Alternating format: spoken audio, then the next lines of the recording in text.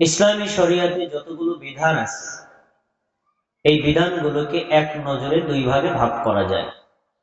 কিছু বিধান আছে ফরজ আর কিছু বিধান আছে নফল।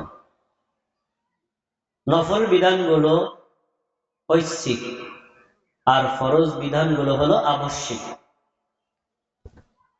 এই আবশ্যিক ফরজ বিধানগুলোর মধ্যেও কিছু বিধান আছে যা সাময়িক সময়ের জন্য, আর কিছু বিধান আছে স্থায়ী, সব সময়ের জন্য। সাময়িক সময়ের জন্য যেমন ধরেন 5 ওয়াক্ত সালাত, এটা একটা নির্দিষ্ট সময়ের জন্য, বাকি সময় আপনার জন্য ফরজ না। রোজা রাখা বছরে 1 মাস ফরজ, বাকি 11 মাস আপনার জন্য ফরজ না। যাকাত দেওয়া বছরে একবার ফরজ, প্রতিদিন দেওয়া ফরজ না। হজ জীবনে একবার করা ফরজ, প্রতি বছরে করা ফরজ না। কিন্তু এমন একটা ফরজ আছে যেই ফরজটা আপনার জন্য সর্বসময়ের জন্যই ফরজ এবং দরকারি, প্রয়োজনীয়। তাহলে আল্লাহর বিধান হিসেবে ফরজ, এই দৃষ্টিভঙ্গিতে প্রত্যেকটা ফরজই গুরুত্বপূর্ণ। কিন্তু যেই বিধানটা অল টাইমের জন্য প্রযোজ্য, এটা সাময়িক সময়ের প্রযোজ্য ফরজের চাইতে বেশি গুরুত্বপূর্ণ। আজকে আমি আপনাদের সামনে যে বিষয়টি নিয়ে কথা বলবো, এটা হলো অল টাইমের জন্যই ফরজ, তা হলো পর্দা। পর্দা আমরা বাংলায় বলি, আরবিতে হিজাব। হিজাব মানে আড়াল করা, হিজাব মানে পর্দা করা। পর্দা সম্পর্কে আমরা যখন আলোচনা করি তখন আমাদের একটা দৃষ্টিভঙ্গি আসে, ও আজকে মনে হয় বক্তা সাহেব শুধু মা বোনদের উদ্দেশ্যে কথা বলবেন, এরকম একটা দৃষ্টিভঙ্গি আসে। কেন? আমরা মনে করি পর্দার বিধান শুধু নারীদের জন্যই, পুরুষের জন্য না। এই ধারণাটা কি সঠিক না ভুল? এটা সবাই বলেন, সঠিক না ভুল? পর্দার বিধান শুধুমাত্র নারীদের জন্য না, পুরুষের জন্য, আবার নারীদের জন্য। আর পর্দা এমন একটা বিধান, এই বিধানটা মানুষের মৃত্যুর পরও থাকে। সালাত, মানুষ মৃত্যুবরণ করার পর সালাত আদায় করা ফরজ না। মৃত্যুবরণ করার পর যাকাত আদায় করা ফরজ না। মৃত্যুবরণ করার পর সিয়াম রাখা ফরজ না। কিন্তু মৃত্যুবরণ করার পরেও পর্দার বিধানটা ফরজ থাকে। আপনারা অনেকে অবাক হয়ে আমাকে বলবেন, মারা গেছি আমি, এখন পর্দা বিধান পালন করবো কিভাবে?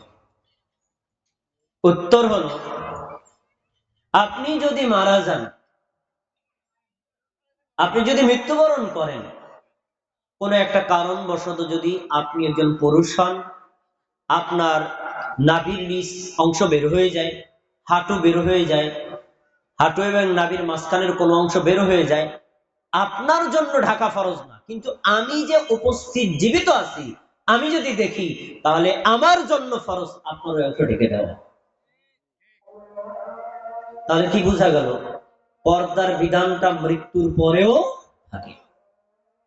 আর একটু বোঝেন, একজন মা বোন যদি মারা যান, মৃত্যুবরণ করার পরে তার যে অংশটুকু ঢেকে রাখা পরপুরুষের জন্য ফরজ, এই অংশটুকু যদি বের হয়ে যায়, সে তো মারা গেছে, সে বুঝতে পারবে না আমার এই অংশ বের হয়ে গেছে।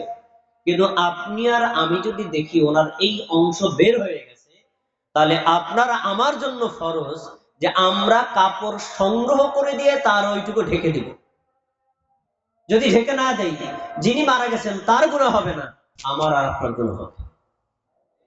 তাহলে পর্দার বিধানটা, হিজাবের বিধানটা মৃত্যুর পরেও থাকে না চলে যায়? মৃত্যুর পরেও থাকে। তাহলে বোঝা যাচ্ছে পর্দা মুসলিম জীবনে একটি অবিচ্ছেদ্য ফরজ বিধান। আজানটা শেষ হোক, তারপর আমরা কথা বলব।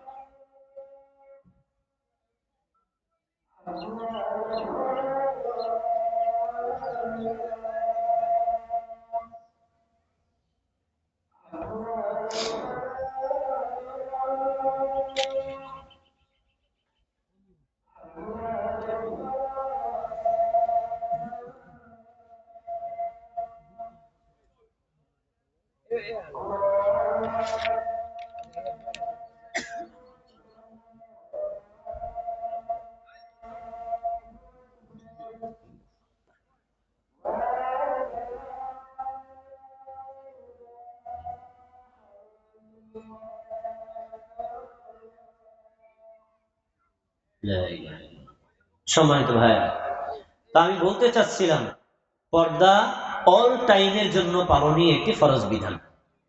এবার আরেকটি কথা শোনেন, তারপরে আমি আমার বয়ানের ভিতরে প্রবেশ করব। ইসলামী শরীয়তের যতগুলো ফরজ বিধান আমরা সবচেয়ে বেশি লঙ্ঘন করি, এটা হলো পর্দা। নামাজ আমরা কম বেশি আদায় করি, রোজা আমরা কম বেশি রাখি, যাকাত সমাজের সবাই না দেয়, কিছু মানুষ দেয়।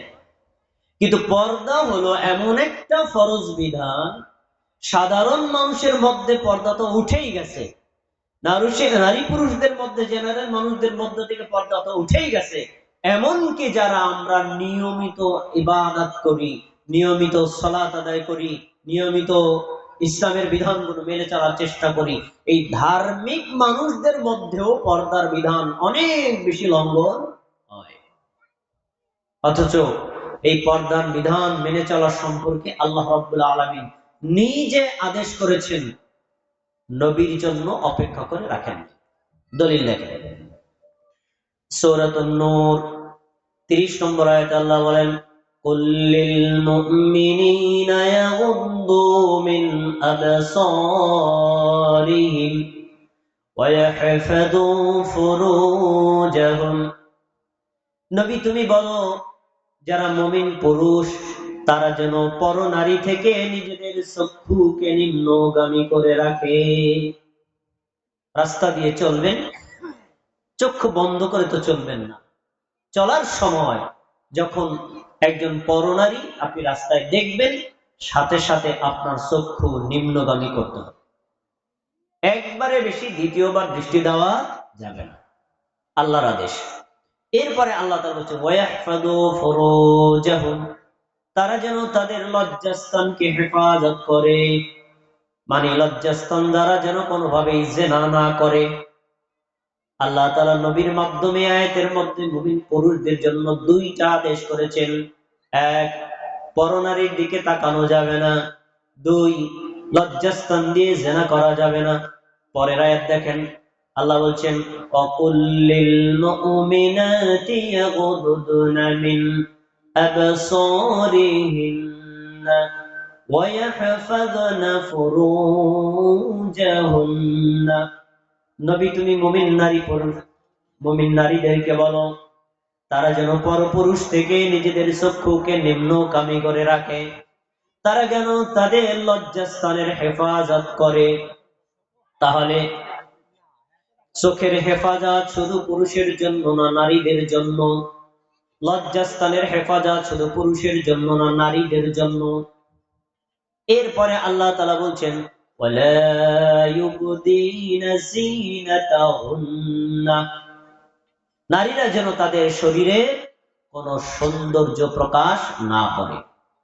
3 নম্বর আদেশ। 4 নম্বর, এরপরে আল্লাহ বলছেন, ওয়ালিয়াদরিবনা বিখুমুরিহিন্না আলা জুয়ুবিহিন্না, নারীরা যখন চলাফেরা করবে স্বাভাবিক পোশাকের উপরে তাদের বুকের উপর একটা ওড়না অথবা একটা চাদর যেন তারা দিয়ে রাখে। 4টি আদেশ।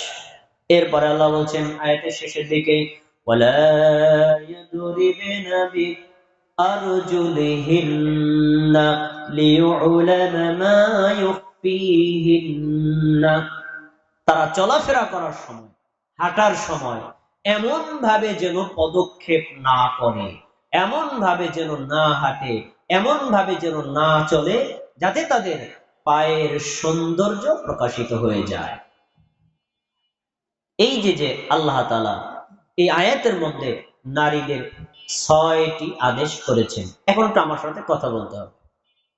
সূরা নূর 30তম আয়াতে পাওয়া গেল আল্লাহ তাআলা মুমিন পুরুষদেরকে বলেছেন 2টা বিষয়, চক্ষু নিম্নগামী করো, লজ্জাস্থানের হেফাজত করো। সূরা নূর 31তম আয়াতে পাওয়া গেল আল্লাহ নারীদেরকে 6টি আদেশ করেছেন, চোখের হেফাজত করো, লজ্জাস্থানের হেফাজত করো, তারপরে তোমরা তোমাদের সৌন্দর্য প্রকাশ করবা না, বুকের উপর ওড়না দিয়ে চলাফেরা করো, এরপরে তোমরা তোমাদের পা এমন ভাবে সজোরে চলাফেরা করবা না যাতে তোমাদের সৌন্দর্য প্রকাশিত হয়ে যায়। একটু খেয়াল করেন, পুরুষদেরকে আল্লাহ পর্দার ব্যাপারে বলেছেন 2টা আদেশ, নারীদেরকে বলেছেন 6টা আদেশ, পুরুষদেরকে বলেছেন 2টা আদেশ, নারীদেরকে বলেছেন 6টা আদেশ। এই 2টি আয়াত থেকে আমরা সংক্ষেপে একটা কথা বের করতে পারি, হিজাব বা পর্দা হলো এমন বিধান, একজন পুরুষ যতটুকু সতর্ক থাকবে একজন নারীকে তার চাইতে 3 গুণ বেশি সতর্ক। আচ্ছা, এই আয়াত থেকে আবার আরেকটা ভুল আমরা ভেঙে নিতে পারি। আমরা যারা মনে করি নারীরাই বোরকা ফেলা চলাফেরা করবে, আমরা যেখানে ইচ্ছা যা ইচ্ছা করবো আর দেখবো, এই বিধান শুধু নারীদের জন্য, আমাদের জন্য না। এই ভুলটাও আল্লাহ ভেঙে দিয়েছেন। আল্লাহ তাআলা পর্দার ব্যাপারে প্রথমে বলেছেন পুরুষদেরকে, তারপরে বলেছেন নারীদেরকে। তাহলে পর্দার বিধান কি শুধু নারীদের জন্য না পুরুষের জন্য? আচ্ছা, এরপরে কোন নারী কোন পুরুষ যখন তার চক্ষুকে হেফাজত করবে, লজ্জাস্থানের হেফাজত করবে, জেনা থেকে বেঁচে থাকবে, আল্লাহ রাব্বুল আলামিন এই মুমিন পুরুষ এবং নারীর জন্য সুসংবাদ দিয়েছেন কোরআনের আয়াতের মাধ্যমে এবং হাদিসের মাধ্যমে। সূরাতুল মুমিনুনের শুরু থেকে কয়েকটা মুমিনদের গুণ উল্লেখ করার পরে আল্লাহ তাআলা বলেছেন, ওয়াল্লাযীনা হুম লিফুরুজিহিম হাফিজুন। যেই নারী, যেই মুমিন নারী, যেই মুমিন পুরুষ তাদের লজ্জাস্থানের হেফাজত করবে, লজ্জাস্থান স্ত্রী আর স্বামী ব্যতীত অন্য কারো সাথে ব্যবহার করবে না, এই লোকগুলো আল্লাহ রাব্বুল আলামিনের পক্ষ থেকে তাদের সম্মান সম্ভ্রম হেফাজত করতে পারবে। সম্মান সম্ভ্রম হেফাজতটা কি?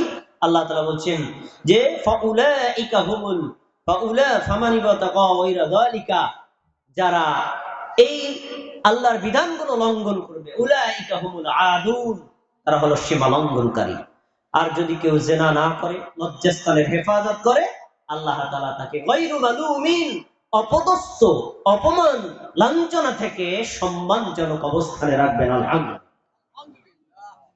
হাদিস, যদি কোনো নারী, যদি কোনো পুরুষ তার লজ্জাস্থানের হেফাজত করে, সতীত্ব রক্ষা করে, জেনায় লিপ্ত না হয়, স্বামী ব্যতীত অন্য কাউকে লজ্জাস্থান ব্যবহার করতে না দেয়, অনুরূপ কোন স্বামী যদি স্ত্রী ব্যতীত অন্য কোন জায়গায় লজ্জাস্থান ব্যবহার না করে, আল্লাহর নবী তার জন্য জান্নাতের গ্যারান্টি দিয়েছে। হাদিস দেখেন, সহিহ বুখারীর হাদিস, রাসূলুল্লাহ সাল্লাল্লাহু আলাইহি ওয়াসাল্লাম বলেছেন, মান ইয়াজমালনি মা বাইনা রিজলাইহি ওয়া মা বাইনা মান ইয়াজমালনি মা বাইনা লিহিয়াইহি ওয়া মা বাইনা রিজলাইহি, আমার উম্মতের মধ্যে যেই নারী আর যেই পুরুষ আমাকে 2টা বিষয়ের গ্যারান্টি দিবে, 2টা বিষয়ের ওয়ারেন্টি দিবে, আমি নবী তার জন্য জান্নাতের জিম্মাদার হয়ে গেলাম। আর 2টা বিষয় কি? 1 নম্বর তিনি বলেছেন 2 গালের মাঝখানের জায়গা। 2 গালের মাঝখানে কি থাকে? মুখ। মুখের হেফাজত যদি কোনো নারী করে, মুখের হেফাজত যদি কোনো পুরুষ করে, তার মানে মুখ দিয়ে মিথ্যা কথা, গীবত করা, পরনিন্দা করা, পরশ্রীকাতরতা করা, কোনো হিংসা বিদ্বেষ করা, চুগলখড়ি করা, মানুষকে গালি দেওয়া, মানুষকে কষ্ট দেওয়া, এই সকল অন্যায় কাজ থেকে নিজের জিহ্বা আর মুখকে হেফাজত করে।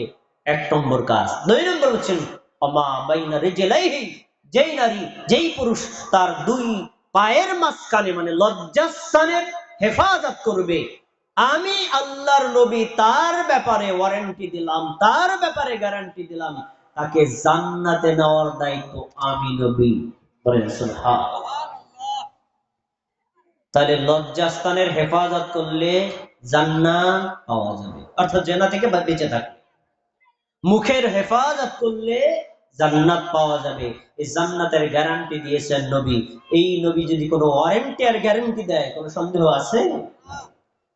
এই হাদিস কবিরাজপুরবাসীর জন্য না, সারা পৃথিবীর মানুষের জন্য এক মহা সুসংবাদ। যেই মুমিন নারী, যেই মুমিন পুরুষ তার নিজের লজ্জাস্থানের হেফাজত করবে, সে যেন জেনে রাখে এই সতীত্ব রক্ষার বিনিময়ে আল্লাহ তাকে জান্নাত দিয়ে দিবে। একটা চমৎকার ঘটনা শুনুন। আমরা ওয়াসিলা তালাশ করি, ওয়াসিলা। দুনিয়াতে কত অন্যায় করলাম, কত পাপ করলাম, পরকালে আল্লাহ আমাকে বাঁচায় না মারায়, এই জন্য আমরা ওসিলা তালাশ করি। এজন্য দেখবেন অনেক মানুষ পীরের ওসিলা ধরে, বুজুর্গের ওসিলা ধরে, পীর সাহেবের স্যান্ডেলের ওসিলা ধরে, বিভিন্ন দরবারের ওসিলা ধরে, কবরের ওসিলা ধরে, মাজারের ওসিলা ধরে। এই ওসিলাগুলো যে ধরে, আসলে এগুলো একটাও ইসলামী শরীয়তে এলাউকৃত ওসিলা না। সত্যিকার ওসিলা কি? সত্যিকার ওসিলা হলো আল্লাহর গুণবাচক নামের ওসিলা। সত্যিকার ওসিলা কি? নেক আমলের ওসিলা। সত্যিকার ওসিলা কি? পাপ কাজ থেকে বিরত থাকার ওসিলা। এরকম একটা জিনিস হলো, কোন নারী, কোন পুরুষ যদি জেনা থেকে নিজেকে হেফাজত করে, নিজের লজ্জাস্থানকে হেফাজত করে, এটাও একটা নেক আমল। এবং এই নেক আমলের ওসিলা দিয়ে যদি আল্লাহর কাছে দোয়া করে, আল্লাহ তাআলা দোয়া কবুল করেন। বলেন আলহামদুলিল্লাহ। দলিল নেন, বুখারীর হাদিস। রাসূলুল্লাহ সাল্লাল্লাহু আলাইহি ওয়াসাল্লাম বলেন, ইব্রাহিম আলাইহিস সালাতু ওয়াস সালাম তার স্ত্রী সারা আলাইহিস সালামকে নিয়ে হিজরত করছিলেন। যেই এলাকা দিয়ে, যেই জমিনের উপর দিয়ে, যে রাজত্বের উপর দিয়ে যাচ্ছিলেন, ওই এলাকায় একজন বাদশা ছিল, রাজা ছিল। সে ছিল স্বৈরাচার, জালিম আর লম্পট, জেনাকারী। তাকে সংবাদ দেওয়া হলো, আপনার এই রাজত্বের এলাকার উপর দিয়ে একজন ব্যক্তি সুন্দরী একটা নারী নিয়ে যাচ্ছে, ইচ্ছা করলে একটা নারীকে ভোগ করতে পারে। তিনি বলেন, ডেকে নিয়ে আসো, ডেকে নিয়ে আসো। পরে সংক্ষেপ করে বলছি, ইব্রাহিম আলাইহিস সালামকে ডেকে নেওয়া হলো, তার সাথে কথা বলে তাকে ছেড়ে দেওয়া হলো। তারপরে তার স্ত্রী সারাকে রাজপ্রাসাদে ডেকে নেওয়া হলো। সারাকে দেখে ওই রাজা দেখছে এত সুন্দর নারী, এরে ভোগ না করে কে সারা যাবে? তখন তার দিকে হাত বাড়াইছে। সারা বললেন, আপনি আমাকে একটু ওযু করার সুযোগ দেন। মা বোনরা যারা ঘরের মধ্যে আছেন, মনোযোগ দিয়ে শোনেন, সবার জন্য শিক্ষণীয় চমৎকার একটি ঘটনা। তিনি বললেন, আমাকে একটু ওযু করার সুযোগ দেন। ঠিক আছে, করো। আমাকে 2 রাকাত সালাত আদায় করার সুযোগ দেন। ঠিক আছে, করো। তিনি ওযু করলেন, সালাত আদায় করলেন। সালাত আদায় করার পর তিনি আল্লাহর কাছে দোয়া শুরু করছেন। দোয়ার ভাষাটা খেয়াল করে শোনেন। দোয়ার ভাষাটা মা বোনেরা শোনেন। ওসিলা কাকে বলে? সত্যিকারের ওসিলা। আপনি ঘটনা থেকে শিক্ষা নেন। তিনি বলছেন, আল্লাহুম্মা ইন কুনতু আমানতু বিকা, হে আমার আল্লাহ, আমি যদি আপনার উপরে ঈমান এনে থাকি, ওয়া রাসূলিকা, আপনার রাসূল ইব্রাহিমের উপরে যদি আমি ঈমান এনে থাকি, ওয়া আহসানতু ফারজি ইল্লা আলা যাওজি, আমি আমার লজ্জাস্থানের যদি হেফাজত করে থাকি, অর্থাৎ আমার লজ্জাস্থান আমার স্বামী ব্যতীত, বৈধ স্বামী ব্যতীত অন্য কাউকে যদি ব্যবহার করতে না দেই, মানে আমি জিনা থেকে নিজেকে, সতীত্বকে রক্ষা করে চলি, তাহলে আজকে আপনি বলে তুসাল্লিত আলাইয়াল কাফির, এই জালিম বাদশা, এই কাফের বাদশা যেন আমার লজ্জাস্থান নষ্ট করতে না পারে, আমার সতীত্ব নষ্ট করতে পারে না, আমার সম্ভ্রম যেন রক্ষা করতে না পারে, আপনি আমাকে রক্ষা করেন। বলেন সুবহানাল্লাহ। খেয়াল করে শোনেন, তিনি আল্লাহর কাছে সাহায্য চাইছেন, চাওয়ার আগে ওযু, সাহায্য চাইছেন চাওয়ার আগে সালাত, সাহায্য চাইছেন চাওয়ার আগে দোয়া, সাহায্য চাইছেন দোয়ার মধ্যে ওসিলা। 1, আল্লাহর উপর ঈমান আনার ওসিলা। 2, রাসূলের উপর ঈমান আনার ওসিলা। 3, লজ্জাস্থান হেফাজতে ওসিলা। 3টা ওসিলা দিয়েছেন। এখন এই 3টা ওসিলাই বিশুদ্ধ।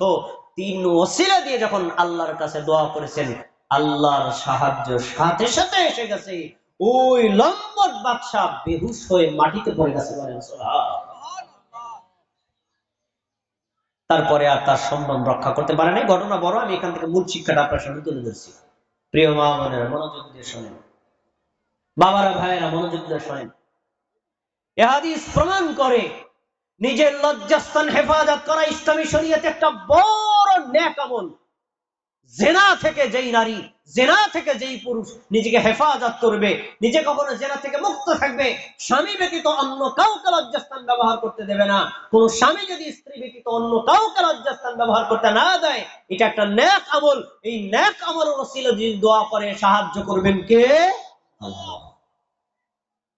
তাহলে আমরা এখান থেকে যে শিক্ষাটা পাই, একজন মুমিন নারীর, একজন মুমিন পুরুষের উচিত জেনা করা না নিজের লজ্জাস্থানকে হেফাজত করা।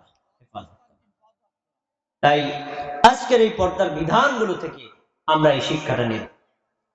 এবার শুনুন, কোন নারী যদি তার নিজের লজ্জাস্থান হেফাজত করে, আল্লাহ তাবারাকা ওয়া তাআলা এই সতী নারীকে কিয়ামতের দিন স্বাধীনতা দিবেন। তুমি স্বাধীন। কিসের স্বাধীন? তোমার জন্য জান্নাতের 8টা দরজা খুলে দিলাম, তুমি যেই দরজা দিয়ে মনে চাই ওই দরজা দিয়েই জান্নাতে ঢুকতে পারবা। বলেন সুবহানাল্লাহ। এলাকার মা বোনদের জন্য মহা সুসংবাদ। জান্নাতে যেতে চান, জাহান্নাম থেকে বাঁচতে চান, কিয়ামতের দিন আল্লাহ আপনার জন্য 8টা দরজা খুলে দিবেন। আপনি যেই দরজা দিয়ে মনে চান জান্নাতে ঢুকতে পারবেন। তবে কি করতে হবে? নিজের লজ্জাস্থানকে হেফাজত করতে হবে। হাদিস عن عبد الرحمن بن عوف رضي الله تعالى عنه أنه قال عبد الرحمن بن عوف رضي الله تعالى عنه قال رسول الله صلى الله عليه وسلم আল্লাহ রাসূল সাল্লাল্লাহু আলাইহি ওয়াসাল্লাম বলেছেন, ইযা সাল্লাতিল মারআতু খামসাহা, কোন মুমিন নারী যখন 5 ওয়াক্ত সালাত আদায় করবে, ওয়া সামাত শাহরাহা, রমজানের সিয়াম রাখবে, ওয়া আতাআত যাওজাহা, স্বামীর আনুগত্য করবে, ওয়া হাসানাত ফারজাহা, নিজের লজ্জাস্থান হেফাজত করবে, কিলা লাহা, তাকে বলা হবে উদখুলিল জান্নাতা মিন আই আবওয়াবিল জান্নাতি শাআত, তোমার জন্য জান্নাতের 8টা দরজা খুলে দেওয়া হলো, তুমি এবার যেই দরজা দিয়া ইচ্ছা জান্নাতে প্রবেশ করতে পারো। দেখি আমার সাথে একটু কথা বলতে হবে। জান্নাতে যাওয়া নারীদের জন্য সহজ না পুরুষের জন্য সহজ? জান্নাতে যাওয়া নারীদের জন্য সহজ, পুরুষের জন্য কঠিন। কিন্তু বাস্তবতা এটার উল্টা। বাস্তবতা উল্টা মানে জান্নাতে বেশি যাবে পুরুষ, কম যাবে নারী। কেন? উত্তরে একটাই, নারীরা পর্দার বিধান মেনে চলে না, তাই নিজের লজ্জাস্থান হেফাজত করে না, তাই নারীরা যে সহজে জান্নাতে যাবে, অল্প আমলে জান্নাতে যাবে, এই হাদিস তার জ্বলন্ত জীবন্ত দলিল। দেখেন এই হাদিসের মধ্যে নারীদের জান্নাতে যাওয়ার জন্য 4 দফা কর্মসূচি ঘোষণা করা হয়েছে। কয় দফা? কথা বলতে হবে। কয় দফা? 1 নম্বর 5 ওয়াক্ত সালাত, 2 নম্বর রমজান মাসের সিয়াম, 3 নম্বর লজ্জাস্থানের হেফাজত, 4 নম্বর স্বামীর আনুগত্য। এই 4 কাজ করবে যেই মুমিন নারী, এই মুমিন নারী যাবে জাহান্নামে না জান্নাতে? এবার আপনাকে বলি, আমার চাইতে বড় বিজ্ঞ আলেম শাইখ মাহবুবুর রহমান মাদানী আজকে যে মাসালা জিজ্ঞেস করেন, শাইখ পুরুষের জন্য 10টা কাজ করলে জান্নাতে যাবে এরকম কোন হাদিস আছে? জিজ্ঞেস করতে নাই। পুরুষের জান্নাতে যেতে গেলে বহুবিধ কর্মসূচি সম্পাদন করতে হয়, কিন্তু নারীর জন্য মাত্র 4 কাজ। কয় কাজ? তাহলে জান্নাতে যাওয়া নারীর জন্য সহজ না কঠিন? সহজ। তাই অত্র এলাকাবাসীর মা বোনদের জন্য বড় সুসংবাদ দিয়ে যাচ্ছি, আখিরাতে জাহান্নাম থেকে বাঁচতে চান, আখিরাতে জান্নাতে যেতে চান, জান্নাতের মহা সৌভাগ্যশীল জায়গায় যদি প্রবেশ করতে চান, আপনি 4 কাজ করবেন। 5 ওয়াক্ত ফরজ সালাত আদায় করবেন, রমজান মাসের সিয়াম রাখবেন, নিজের লজ্জাস্থানের হেফাজত করবেন, স্বামীর আনুগত্য করবেন, আল্লাহ আপনাকে ইজি জান্নাতে প্রবেশ করায় দিবেন। সুবহানাল্লাহ।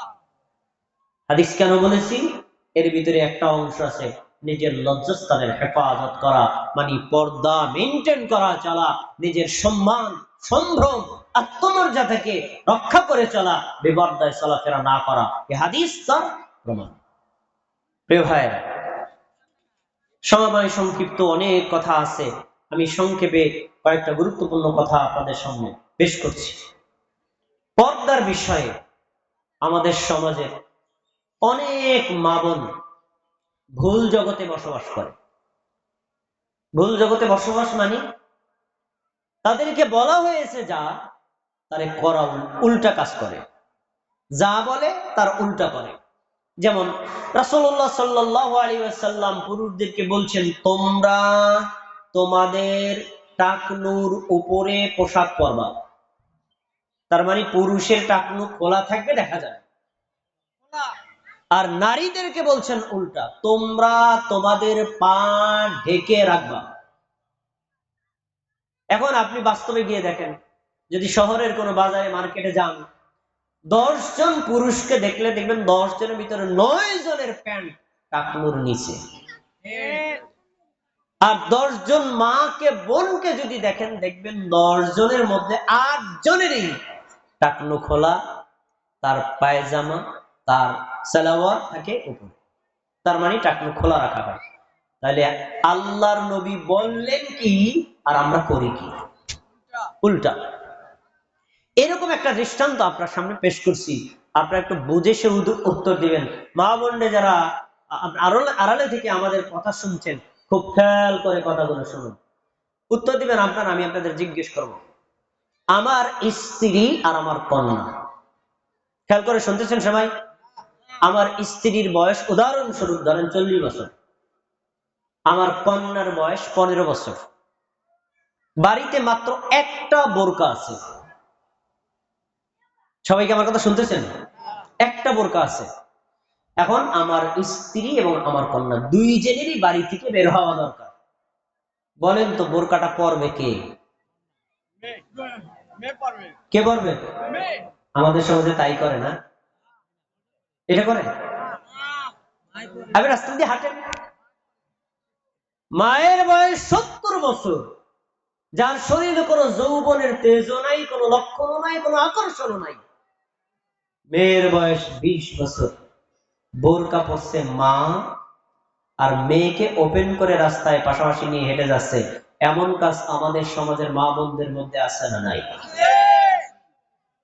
তার মানে আসলে তারা ইসলামই বোঝে নাই। আল্লাহ রাব্বুল আলামিন কোরআন মাজিদে বলছেন, ওয়াল কওয়াইদু মিনান নিসাইল্লাতী লা ইয়ারজুনান নিকাহ। যেই সকল মারা বোনরা বার্ধক্য জগতে পৌঁছে যাওয়ার কারণে তাদের যৌবনের তেজ কমে গেছে, আকর্ষণ কমে গেছে, ইসলাম তাদেরকে পর্দার ক্ষেত্রে ছাড় দিছে। উনি যদি মুখ খোলা রেখেও রাস্তায় চলে, আল্লাহ তাকে ছাড় দিচ্ছেন। আর যে মেয়ে যুবতী বিবাহযোগ্য, দেখতে সুন্দর, যার প্রতি পুরুষের আকর্ষণ বেশি, তার ব্যাপারে পর্দার বিধান অত্যন্ত কঠোর। আল্লাহ বলছেন, ওয়াকরনা ফি বুয়ুতিকুন্না ওয়ালা তাবাররাজনা তাবাররুজাল জাহিলিয়াতুল আউলা। হে নারী সমাজ, তোমরা তোমাদের ঘরের মধ্যে থাকো, জাহিলি যুগের মতো ওপেন হয়ে রাস্তায় বের হইও না। তাহলে বৃদ্ধদের জন্য আল্লাহ ছাড় দিছে, আমরা বৃদ্ধরা একেবারে 100-তে 100 পর্দার বিধান মেনে চলি। আর যাদের ব্যাপারে পর্দার বিধান কঠোর করা হয়েছে, আমরা তাকে ওপেন করে রাস্তা দিয়ে হাঁটি। এমন ঠিক হয় নাকি হয় না? তার মানে আমরা পর্দার বিধান বুঝতে পারি না। আচ্ছা, এবার আসুন, আমরা গ্রামে বসবাস করি, গ্রামের কথাগুলোই বলি। গ্রামে আমরা যখন বসবাস করি, গ্রামের কিছু মানুষ আছে নদীর পাড়ে বসবাস করে, আর কিছু মানুষ আছে পুকুর পাড়ে বাড়ি ঘর আছে। ভাইয়ের আমার, দেখবেন নদীর পাড়ে যাদের বাড়ি, এই নদীর পাড়ে বাড়ি যাদের, তাদের 100টা পরিবারের মধ্যে 90টা পরিবারের মা আর বোন গোসল করে কোথায়? তার মানে আমার থেকে আপনারা বেশি ভালো জানেন কোথায় গোসল করে। একজন মা, একজন বোন যদি নদীতে গোসল করে, তাহলে তার পর্দার বিধান ঠিক থাকে না? রাসূল সাল্লাল্লাহু আলাইহি ওয়াসাল্লামের আমল দেখেন। আল্লাহ রাসূল সাল্লাল্লাহু আলাইহি ওয়াসাল্লাম যখন গোসল করতেন, তখন তিনি একজন দাসকে অথবা তার কন্যাকে অথবা অন্য কোন লোককে বলতেন, তোমরা আমাকে একটু পর্দা দিয়ে আড়াল করে রাখো, আমি পর্দার ওই পাশ থেকে গোসলটা করি। বলেন সুবহানাল্লাহ। পর্দার আড়াল থেকে গোসল করতেন কে? কথা বলেন কে? তিনি কি নারী না পুরুষ? একজন পুরুষ হয়ে মুহাম্মদ সাল্লাল্লাহু আলাইহি ওয়াসাল্লাম যদি পর্দার আড়ালে থেকে গোসল করতে পারেন, পর্দার আড়ালে থেকে নিজের লুঙ্গিটাকে পরিবর্তন করতে পারেন, একজন নারীর জন্য কি এই বিষয়টা দরকার কম না বেশি? আরো বেশি। অত্যন্ত দুঃখের বিষয়, অত্যন্ত কষ্টের বিষয়, আমাদের সমাজের বহু মা, বহু বোন, তারা 5 ওয়াক্ত নামাজও পড়ে, হাতে তসবিহ নিয়ে চলাফেরাও করে, সকাল সন্ধ্যা জিকিরও করে, পীরের মুরিদও, পীরের দরবারে গিয়ে খেদমতও করে, কিন্তু গোসল করে পুকুর পাড়ে। এমন মা বোন আছে না নাই? তার মানে এটা পর্দার কঠিন লঙ্ঘন। এবার হাদিস শোনেন, নবী সাল্লাল্লাহু আলাইহি ওয়াসাল্লাম বলেছেন, কোন নারী যেন তার নিজের ঘর ব্যতীত অন্য কোন জায়গায় নিজের কাপড় পরিবর্তন না করে। যদি করে তাহলে এই নারী আর আল্লাহর মাঝখানে কোনো পর্দা থাকবে না, অন্তরাল নষ্ট হয়ে যাবে, আল্লাহ যে তাকে হেফাজত করবেন এই বিষয়টা আর থাকবে না। তাহলে বোঝা যাচ্ছে একজন মা বোন, তার সম্মান, তার মর্যাদা ইসলামী শরীয়তে আল্লাহর কাছে, নবীর কাছে এত বেশি যে এই মা বোন ওপেন কোন জায়গায় গোসলও করতে পারবে না, ওপেন কোন জায়গায় কাপড়ও পরিবর্তন করতে। পর্দার কঠিন লঙ্ঘন। মানুষ আধুনিক হলে, টাকা পয়সা বেশি হলে তো ধর্মের দিকে এগিয়ে আসার কথা, কিন্তু এখান থেকে আরো ধর্ম থেকে আরো দূরে সরে যায়। দেখবেন বর্তমান অত্যাধুনিক যুগ, মা বোনেরা মার্কেটে গিয়ে কাপড় চোপড় কিনে। আগে এই টেন্ডেন্সি ছিল না, এখন হয়েছে কি, মার্কেটে গিয়ে আপনি যে কাপড়টা কিনবেন এটাকে ট্রায়াল দেওয়ার মতো রুম আছে। এটা কি জানেন নাকি? মানে আপনি গায়ে দিয়ে ট্রাই করবেন ঠিক আছে কিনা। তো ট্রায়াল দেওয়ার যে রুম, বহু জায়গায় এটা প্রমাণিত হয়েছে যে মার্কেট ম্যান দুষ্টামি করে, শয়তানি করে, তার ভিতরে সিসি ক্যামেরা বসায় রাখে। এখন একজন মা যদি মাদারীপুর শহরে মার্কেটে গিয়ে একটা পোশাক কিনে, ধরেন একটা বোরকাই কিনতে গেল, তো বোরকাটা কিনতে গেলে যদি সে গায়ে ট্রাই করে দেখতে চায়, তাহলে তো কমপক্ষে তার স্বাভাবিক পোশাকটা খোলা লাগবে। খুলে যদি ওর পরে গায়ে দেয়, তাহলে তার কি পর্দা ঠিক থাকবে না লঙ্ঘন হবে? এটাও ইসলামী শরীয়তে হারাম। এগুলো পর্দাকে বৃদ্ধাঙ্গুলি দেখার একটা মাধ্যম। এই কাজগুলো থেকে প্রত্যেকটা নারীকে হেফাজত রাখতে হবে। কেন? রাসূল সাল্লাল্লাহু আলাইহি ওয়াসাল্লাম পর্দার ব্যাপারে, জিনা থেকে বেঁচে থাকার ব্যাপারে একটা বিজ্ঞানসম্মত থিওরি দিয়েছেন। খেয়াল করে বুঝতে হবে সবাই, একটা বিজ্ঞানসম্মত থিওরি যা অন্য কোন ব্যক্তি দিতে পারে না। সেটি হলো, একজন মানুষ, সে নারী হোক পুরুষ হোক, জিনা করার আগে 7টি ধাপ অতিক্রম করে। কথাগুলো খেয়াল করে শুনতে হবে। কয়টা ধাপ অতিক্রম করে? মনোযোগ দিয়ে শুনবে। 7টি ধাপ। এই 7টি ধাপ যদি অতিক্রম করতে না পারে, তাহলে কোনো ব্যক্তির পক্ষে জিনা করা সম্ভব। আর ইসলাম এত চমৎকার থিওরি দিয়েছে, আল্লাহ তাআলা নবীর মাধ্যমে 7টি ধাপেরই ব্যবস্থা করেছেন, যেন একজন নারী, একজন পুরুষ জিনার কাছেও না যায়। 7টি ধাপ কি? খেয়াল করে শোনেন। 1 চোখ, 2 কান, 3 মুখ, 4 হাত, 5 পা, 6 অন্তর, 7 লজ্জাস্থান। কয়টা বলছি? 7টা। এই 7টি ধাপ অতিক্রম করে একজন মানুষ সরাসরি জিনায় লিপ্ত হয়। রাসূলুল্লাহ সাল্লাল্লাহু আলাইহি ওয়াসাল্লামের হাদিস শোনেন। রাসূলুল্লাহ সাল্লাল্লাহু আলাইহি ওয়াসাল্লাম বলেছেন, কুতিবা আলা ইবনি আদম নাসিবুহু মিনাজ জিনা। আদম যত সন্তান আছে, হোক নারী অথবা হোক পুরুষ, তার জন্য জিনার একটা অংশ নির্ধারিত থাকে। এই একটা অংশ থেকে সে এড়িয়ে যেতে পারে না, লা মাহালাতা লাহা, সে এড়িয়ে যেতে পারে না। আর সেই জেনার পার্টগুলো কি? এক নম্বর, ফাল উযুনান জিনাহুমান নজর, চোখের জেনা হলো চোখ দিয়ে দেখা। তার মানে একজন পুরুষ নিজের মাহরাম নারী ব্যতীত, নিজের স্ত্রী ব্যতীত অন্য কোন নারীর দিকে কুদৃষ্টিতে তাকাতে, কথা বলেন, তাকাতে পারবে না। যদি তাকায় এটা জেনা। এবার বলবেন, যদি এই মাহরাম নারী ব্যতীত অন্য কারো দিকে তাকানো না যায়, আমি তো রাস্তায় চলতে পারবো না, রাস্তায় তো কত নারী থাকে, আমি কিভাবে চলবো? এ বিষয়ে রাসূলের একজন সাহাবী জারীর রাদিয়াল্লাহু আনহু বলেন, আমি আল্লাহ রাসূলকে জিজ্ঞেস করলাম যে আমি রাস্তায় যখন চলি তখন একজন নারীর উপর হঠাৎ করে চোখ যায়, আমি কি করব? তিনি বললেন, ফাআমারানি আন আসরিফা বাসারি, আল্লাহ রাসূল আমাকে বললেন, যখন রাস্তায় তুমি চলবা, চলার পরে যদি বোঝো একবার দৃষ্টি দিয়ে এ একজন নারী, তখন সাথে সাথে তোমার দৃষ্টিকে ঘুরিয়ে নেবা। তাহলে রাস্তায় যখন চলবো কোন নারী দেখলে কি করবেন? একবার দেখা বৈধ, দ্বিতীয়বার দেখা বৈধ না।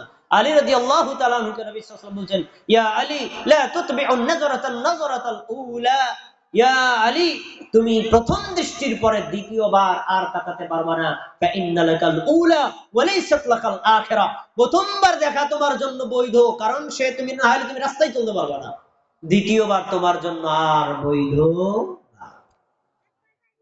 তো প্রথমবার দেখা যেহেতু বৈধ, একবারে এমন ভাবে দৃষ্টি দিবেন চোখ আর বন্ধ করবেন না। এমন বিষয়টি কি এরকম বোঝানো হয়েছে? না, বোঝানো হয়েছে একবার দেখে যখন আপনি বুঝবেন একজন নারী, বাস চোখ ডানে অথবা বামে অথবা উপরে অথবা নিচে ঘুরায় নেবেন, আর দ্বিতীয়বার তাকানো যাবে না। এখন প্রশ্ন হলো, একজন পুরুষ একজন নারীকে দেখতে পারবে না, একজন নারী কি পুরুষকে দেখতে পারবে? উত্তর হলো হ্যাঁ, একজন নারী একজন পুরুষকে স্বাভাবিকভাবে দেখতে পারবে।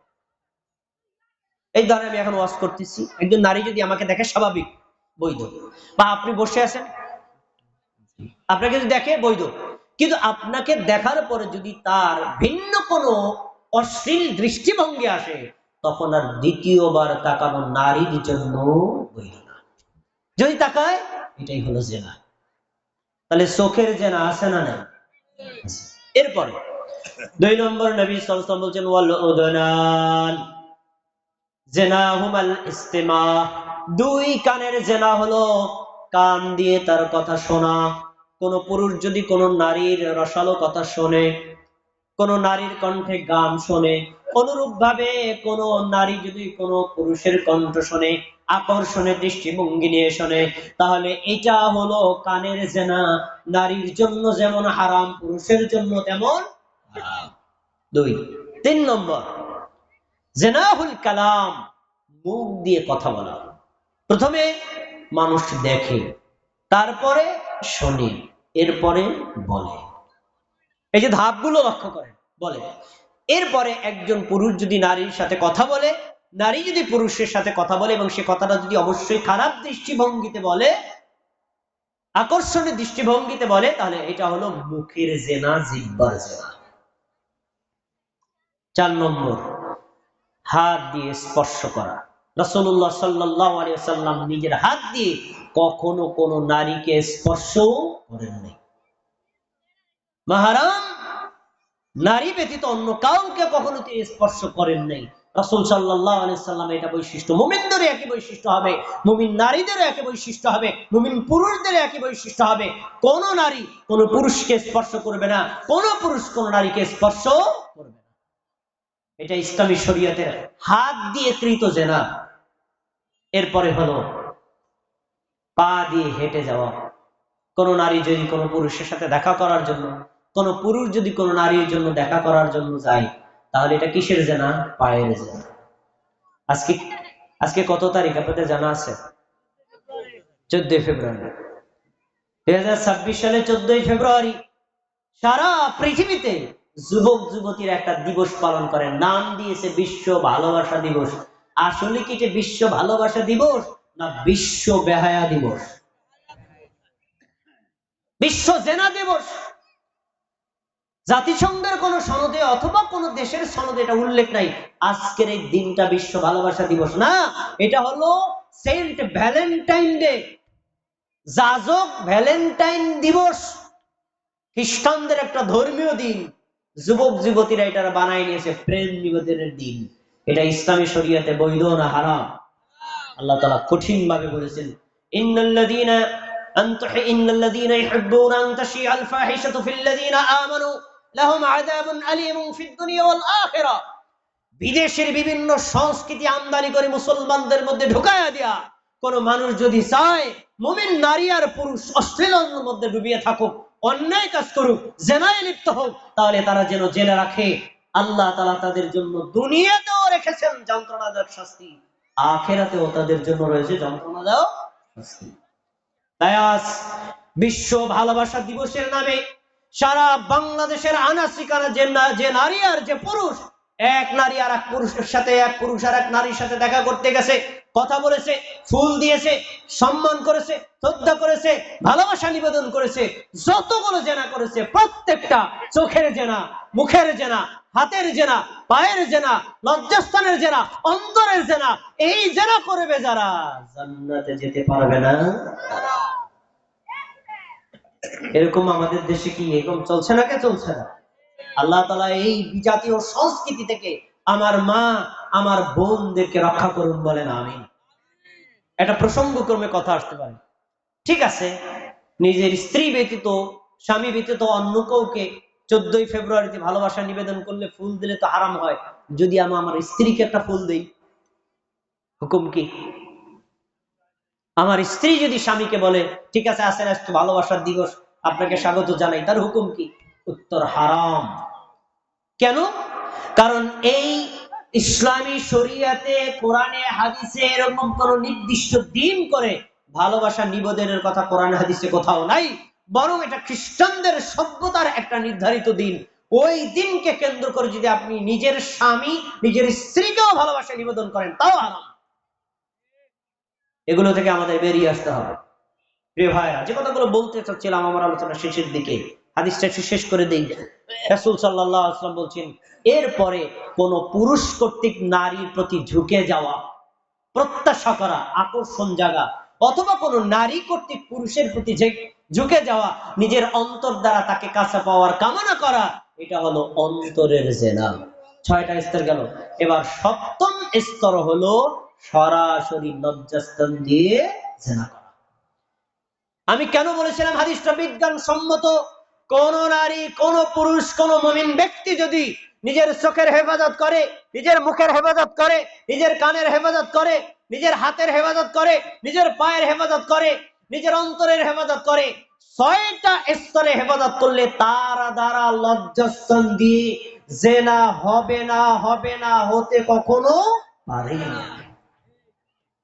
তার মানে ইসলামী শরিয়াতে জেনা হারাম করে ক্ষান্ত থাকে নাই।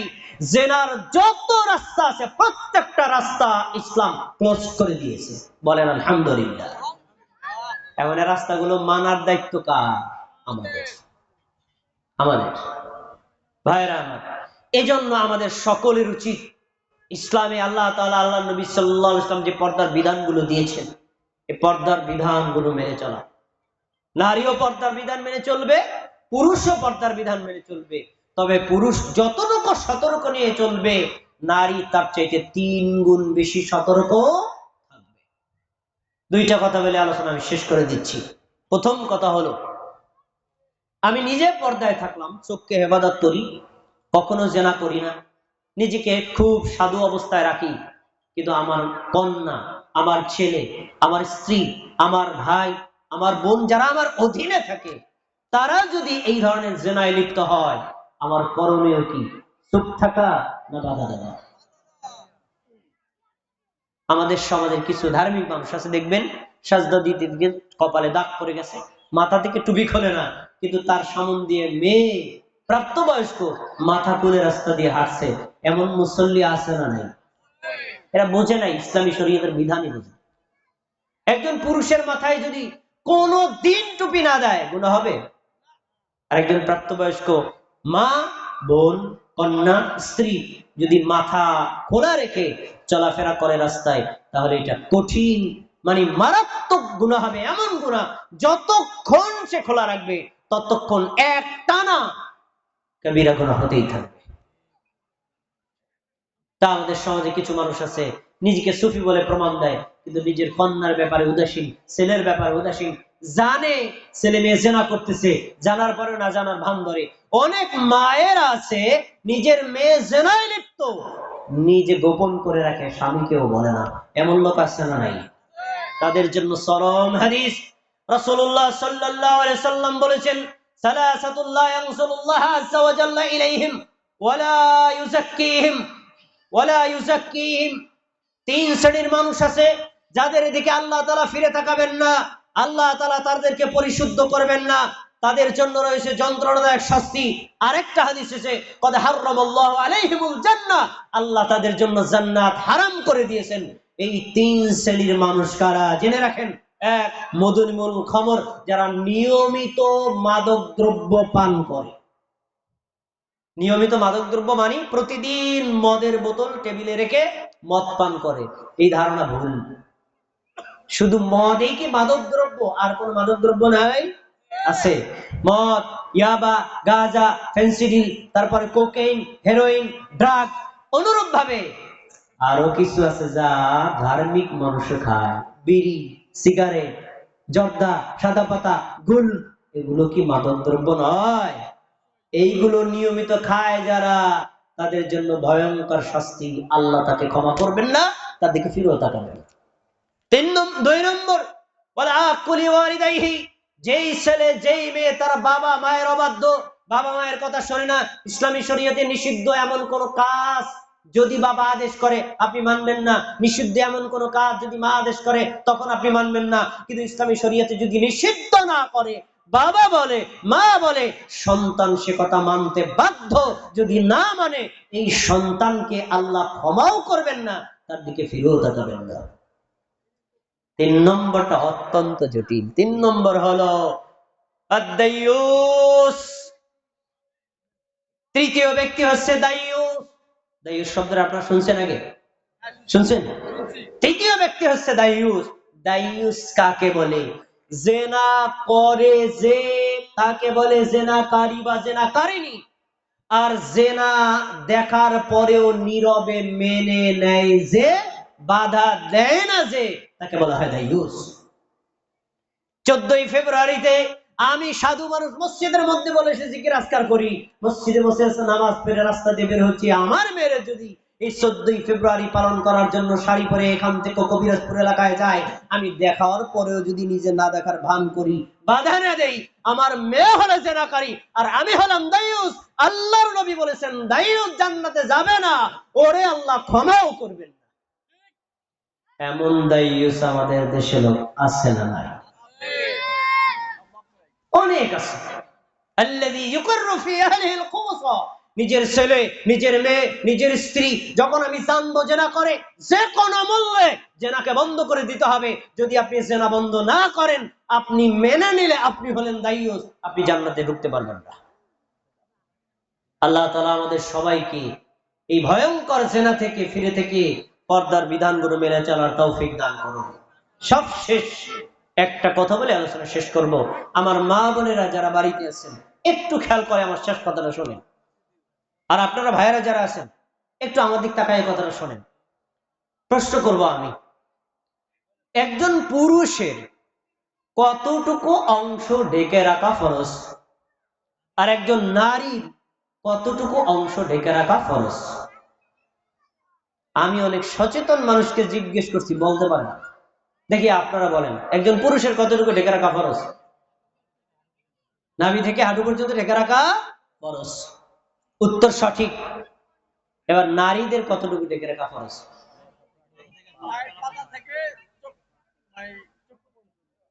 কারো উত্তর সঠিক হবে না, আমি জানি, কারণ এটা বুঝে শুনে না বললে কারোটাই ঠিক হবে। শোনেন, একজন মা এবং বোনের সতর দুইটা অবস্থা দুই রকম হয়। যখন সে মাহারাম পুরুষের সামনে থাকবে তখন হবে একরকম, যখন সে গায়েরে মাহারাম পুরুষের সামনে যাবে তখন হবে অন্যরকম।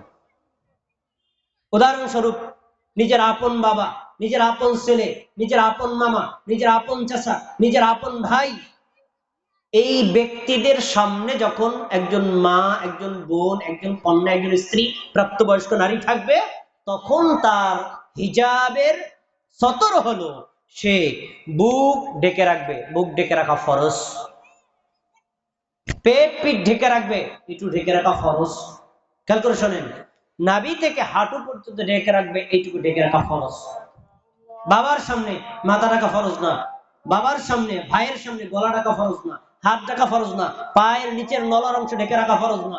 কিন্তু আমি যে অংশগুলো বললাম, এই অংশ নিজের বাবা, নিজের ছেলে, নিজের ভাইয়ের সামনে ঢেকে রাখা কি ফরজ। এবার এই মা, এই বোন যখন রাস্তায় যাবে, তখন কি গায়রে মাহারাম পুরুষ থাকবে নাকি থাকবে না? থাকবে না। তাদের সামনে একজন মা এবং বোনের সতর হলো নিজের মুখমণ্ডল ব্যতীত অথবা নিজের চোখ ব্যতীত, দুই হাতের কবজি ব্যতীত পুরো শরীর ঢেকে রাখা ফরজ। এটা আমরা অনেকে জানি না। এটা একটা গুরুত্বপূর্ণ ফরজ বিধান। আমাদের মা বোনেরা যারা রাস্তায় চলে, গলা বের করে, হাত বের করে, অথবা মাথার চুল বের করে, কান বের করে, পায়ের নিচের অংশ বের করে, তারা বুঝে না যে ইসলামী শরিয়াত গায়রে মাহারাম পুরুষের সামনে কতটুকু অংশ ঢেকে রাখা ফরজ। এজন্য একজন মা, একজন বোন যখন সম্ভ্রান্ত হবে, সম্মানী হবে, অবশ্যই যখন সে রাস্তায় বের হবে, সে তার নিজের চোখ দুটা খোলা রাখবে রাস্তায় চলার জন্য, দুই হাতের কবজি খোলা রাখতে পারবে। এছাড়া মাথা থেকে পা পর্যন্ত কোন একটা অংশই যদি খোলা রাখে, যতক্ষণ রাস্তায় চলবে ততক্ষণ তার আমল নামায় কাবীরা গুনাহ লেখা হবে। আল্লাহ আমাদের মা বোনদের এই পাপ থেকে বিরত থাকার তৌফিক দান করুন। ভাইরা আমার, আমার আলোচনার সময় শেষ। এতক্ষণ পর্যন্ত আমি হিজাবের বিধান নিয়ে আলোচনা করছি। হিজাবের বিধান পুরুষের জন্য যেমন দরকার, নারীর জন্য তেমন দরকার। কিন্তু সাধারণ একটা টেন্ডেন্সি হলো, হিজাবের বিধানগুলো কোন মায়েরা বেশি মেনে চলে? যারা ধর্ম বুঝে, ধর্ম মানে, ধর্মের দিকে যারা একটু স্টাডি করে, বিশেষ করে যারা মাদ্রাসায় পড়ে, এই টাইপের। এছাড়া সাধারণ লোকদেরকে ধর্ম মেনে চলতে কম দেখা যায়, নাই আছে কম। তাই আপনারা যদি আপনার কন্যা, আপনার ছেলে, আপনার মেয়ে, তাদেরকে যদি এই ইসলামের বিধান, ফরজ বিধানগুলো মানাতে চান, নিজেও মেনে চলতে চান, আপনাদের জন্য একটা আদর্শ প্রতিষ্ঠান হলো আত-তাকওয়া সালাফিয়া মাদ্রাসা। প্রিয় মা, প্রিয় বোন, প্রিয় ভাইরা, আপনাদের নিবেদন করে রাখছি, যদি আপনার সন্তান ছেলে হয়, মেয়ে হয়, তাদেরকে প্রাথমিক অবস্থায় ইসলামের সঠিক বুঝ দিতে চান, আপনার কন্যাকে যদি পর্দাশীল করতে চান, আপনার ছেলেকে যদি ইসলামের বিধানগুলো মানাতে চান, তাওহীদ, সুন্নাত, শিরক, বেদাত, কুফর, ঈমান ভঙ্গের কারণ, ইসলাম ভঙ্গের কারণ, ইসলামের উপর অটল থাকার মাধ্যম, ইসলাম থেকে খারিজ হওয়ার মাধ্যম, এগুলো যদি সত্যিকারের দিন বুঝাতে চান, তাহলে আপনার সন্তানের জন্য এক আদর্শ শিক্ষা প্রতিষ্ঠান হলো আত-তাকওয়া সালাফিয়া মাদ্রাসা। অতএব আপনার প্রতি আমার নিবেদন হলো, আপনার কন্যা, আপনার ছেলে, আপনার মেয়েকে মাদ্রাসার সাথে সম্পৃক্ত করেন, এখানে ভর্তি করে দেন, এখানে লেখাপড়া করেন। ও যদি পঞ্চম শ্রেণী পর্যন্ত পড়ে, তাহলে ইসলামের যে বেসিক বুঝটা পাবে, এই বুঝ দিয়ে বড় হলেও সে ইসলামের বিধানগুলো মেনে চলতে পারে ইনশাআল্লাহ। আল্লাহ আমাদের সবাইকে কবুল করুন, বলেন আমিন। এতক্ষণ পর্যন্ত পর্দার বিধান সম্পর্কে আমরা কোরআনের আলোকে, হাদিসের আলোকে যতটুকু জেনেছি, আল্লাহ তাআলা আমাকে এবং আপনাদের সবাইকে, অত্র এলাকার সকল মা বোনদেরকে মেনে চলার তৌফিক দান করুন, আমিন। আসসালামু আলাইকুম ওয়া রাহমাতুল্লাহি ওয়া বারাকাতুহু। আজান হয়েছে, আপনারা 5 মিনিট সময় পাবেন ওযু করার জন্য। এরপরে জামাতের পরেই কিন্তু শাইখ মাহবুবুর রহমান আল-মাদানী আলোচনা করবেন। আপনারা এদিক ওদিক ছোটাছুটি না করে সালাতের পরে এখানে বসে যাবেন। আল্লাহ সবাইকে তৌফিক দান করুন।